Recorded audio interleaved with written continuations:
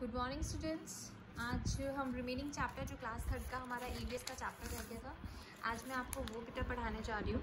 Okay, इस chapter में हमने अभी तक ये पढ़ा था, हमने लास्ट हमारा जो टॉपिक था वो हमने ये पढ़ा था कि यूनिवर्स कैसे बनता है, कौन सा लास्ट स्पेस, जो हमने स्पेस की बात करी थी कि जब हम ऊपर देखते हैं टेलीस्कोप से एक बच्चा, उसे खाली स्पेस दिखाई देता है, जिसका हमने क्या बोला था, वो हमारा क्या है, यूनिवर्स है। I hope you remember class 3 जो हमने लास्ट आपका पढ़ा था, जिसमें हमने प्लैनेट्स के बारे में पढ़ा था, रात को क्यों हमारा जो स्टार्स और मून्स है वो कैसे रिफ्लेक्ट करते हैं, कैसे हमें दिखाई देते हैं नाइट के टाइम पे, और दिन में हमें क्या दिखाई देता है, सन दिखाई देता है, इस बारे में हमने पढ़ा था। Okay, now the next topic is dear, how was the universe formed. आपका यूनिवर्स बनता कैसे? अभी तो हमने ये पढ़ा कि यूनिवर्स बोलते कैसे, उस खाली स्पेस को हम बोलते हैं, पर वो यूनिवर्स बना कैसे है। तो वो बना कैसे है डियर? बहुत साल पहले एक बहुत बड़ा एक्सप्लोजन हुआ, many years ago, big explosion, एक बहुत बड़ा एक्सप्लोजन हुआ, एक बहुत बड़ा, आप कह सकते हो नॉर्मल कि बहुत बड़ा, बहुत सारी चीज़ों का मिलके एक ब्लास्ट हुआ, एक एक्सप्लोजन, एक धमाका हुआ, and the huge fire ball was created, और उससे एक बहुत बड़ी आग का गोला जो था, एक ह्यूज बहुत बड़ी फायर बॉल बनी। फायर बॉल कूल डाउन, और उसके बाद क्या हो, जैसे जैसे वो फायर बॉल कूल डाउन होती गई, शांत होती गई, वैसे वैसे उससे टिनी पार्टिकल्स बनने लगे, एंड दस द यूनिवर्सेस फॉर्म, और जिससे आपका यूनिवर्स क्या हो गया, बनना शुरू हो गया। इस आइडिया को हम क्या बोलते हैं, it's a big bang theory, कि एक एक्सप्लोजन हुआ जिससे एक बहुत बड़ी आग का गोला बना, जो धीरे धीरे ठंडा होता गया, जो छोटे छोटे पार्ट्स में टूटने लगा, तो उससे हमारा क्या बन गया, यूनिवर्स बन गया, जिसको हम लोग क्या बोलते हैं, big bang theory. Okay, now the next topic is there Milky Way. Milky Way किसे बोलते हैं? हमारी जो गैलेक्सी है जिसमें बहुत सारे स्टार्स रहते हैं, हमारा मून रहता है, ठीक है, हमारे प्लैनेट्स रहते हैं, इस गैलेक्सी को हम लोग क्या बोलते हैं, मिल्की वे भी बोलते हैं, इसका अनदर नेम है, ठीक है, इसको आकाशगंगा के नाम से भी जाना जाता है डियर। गैलेक्सी क्या है? Galaxy is a massive cluster of millions of stars, ये एक बहुत बड़ा स्टार्स का ग्रुप है, ऑर्बिटिंग अराउंड द सेंटर, जो हमारे सूरज के आसपास घूमती है। Millions of galaxies exist in the universe, आपके यूनिवर्स में बहुत सारी ऐसी गैलेक्सीज है, यानी कि ऐसे बहुत सारे स्टार्स का समूह है जो आपके यूनिवर्स में घूमता है। देखो बेटा, यूनिवर्स का पार्ट है गैलेक्सी, ओके, गैलेक्सी एक छोटा पार्ट है, यूनिवर्स एक बहुत बड़ा पार्ट है, उसके अंदर बहुत सारी गैलेक्सीज है, एक बहुत सारे स्टार्स का ग्रुप है जो वहाँ पे अपने जो भी उनका पर्टिकुलर एरिया वहाँ पे मूव करता है, ठीक है।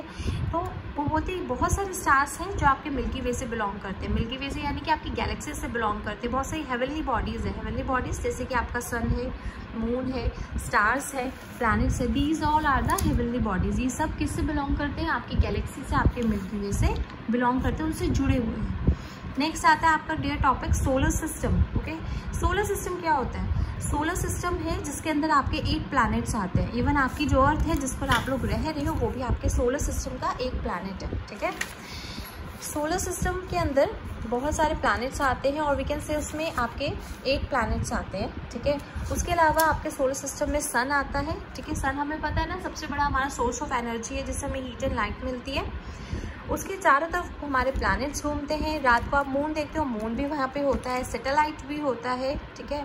और सैटेलाइट जो जैसे यहाँ से भी रिसेंटली अब एक आपने जब न्यूज़ सुनी थी कि हमारे देश से सैटेलाइट गया था ना ऊपर देखने के लिए कि भाई वहाँ पे कैसा है कैसे नहीं है दूसरे प्लैनेट पर। पीसेस ऑफ रॉक जो होता है, रॉक्स के पीसेस जो थोड़े थोड़े टूट गए हैं, जो बहुत बड़ा एक्सप्लोजन हुआ था जो हमने ऊपर टॉपिक में पढ़ा, उसके रॉक के पीसेस और बहुत सारे डस्ट के पार्टिकल्स हमारे सोलर सिस्टम में घूमते हैं। Sun is the centre of solar system, लेकिन सोलर सिस्टम के मिड में कौन सी चीज़ रहती है? सन। सन हमेशा सोलर सिस्टम के मिड में रहता है। वो 8 प्लैनेट कौन से हैं डियर?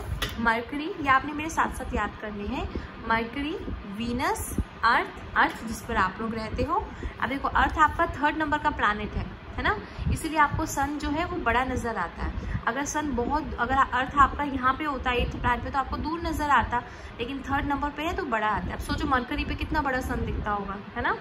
तो 8 प्लैनेट कौन कौन से हैं? Mercury, Venus, earth, Mars, Jupiter, Saturn, Uranus and Neptune, ठीक है।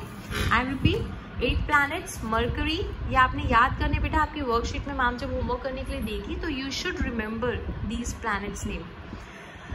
Mercury, Venus, earth, Mars, Jupiter, Saturn, Uranus and Neptune. ये जितने भी प्लैनेट्स हैं they have a set path, यानी कि इन सबके अपने एक पाथ है जिस पर ये घूमते हैं, जिसको हम क्या बोलते हैं? ऑर्बिट। पाथ का मतलब क्या हो गया डियर? कि उनका एक रास्ता है, जैसे वो अब यहाँ से घूमकर एक प्लैनेट ऐसे सर्कल लगाकर यहाँ आता है, ठीक है। तो अब वो लाइफ टाइम ऐसे ही सर्कल पे घूमता रहेगा, ऐसे नहीं कभी यहाँ घूमने चला गया कभी यहाँ घूमने चला गया, नहीं, उसका एक पर्टिकुलर पाथ है, वो उसी पे गोल गोल गोल गोल इसी पर ही घूमता रहेगा लाइफ टाइम, ठीक है। जिस रास्ते पे वो रोज़ घूमता है उसको हम लोग क्या बोलते हैं, ऑर्बिट बोलते हैं, ओके।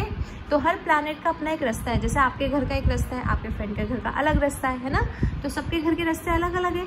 ऐसे ही हर प्लैनेट का अपना एक रास्ता है, वो उसी पाथ पर घूमता है। रास्ते को क्या बोलते हैं, पाथ। इस पाथ पे जब वो घूमता है तो इसको हम क्या बोलते हैं, ऑर्बिट, कि ये प्लैनेट का क्या है, ऑर्बिट। जैसे आपके घर का क्या कहलाता है, एड्रेस, ऐसे प्लैनेट्स का ये क्या हो गया, orbit. Sun has its own light, sun की अपनी एक लाइट होती है, सन किसी से लाइट लेता नहीं है। हमने पीछे भी अभी चैप्टर के स्टार्टिंग में पढ़ा था that sun has its own heat and light, है ना। जो प्लैनेट्स होते हैं बेटा उनका अपना कोई लाइट नहीं होता, प्लैनेट्स जो होते हैं वो सन से लाइट लेते हैं। जैसे आपके पास अगर कुछ नहीं होता तो आप अपने फ्रेंड्स से बोरो करते हो ना, या आपके पास कुछ नहीं होता तो आपके पेरेंट्स आपको ला कर देते हैं। इसी तरीके से सन जो है वो इनकी पेरेंट्स की जगह पर है। जो प्लैनेट है वो रिफ्लेक्ट कैसे करते हैं, प्लैनेट जो है वो लाइट किससे देते हैं, सन से लेते हैं। अब देखो आपकी अर्थ पे लाइट होती है दिन के टाइम, किससे होती है, सन से होती है। जब सन छुप जाता है तो लाइट आपको नहीं मिलती है ना। इसी तरह से रात को जब आपको मून दिखाई देता है या स्टार्स दिखाई देते हैं, वो कहाँ से नाइट में कहाँ से लाइट लेते हैं, सन से, तभी तो रात को आपको चमकते हुए दिखाई देते हैं। अगर सन से लाइट नहीं लेंगे तो वो उनकी अपनी कोई लाइट नहीं होती। सो इसी के साथ आपका चैप्टर ओवर होता है ना। अब आपकी वर्कशीट मैम आपको देंगे जिसको आपको कंप्लीट करना है। इस वीडियो को आपने बार बार सुनना है डियर, क्योंकि जब आप इसको बार बार सुनोगे तो आपको वर्कशीट करने में ईजी रहेगा।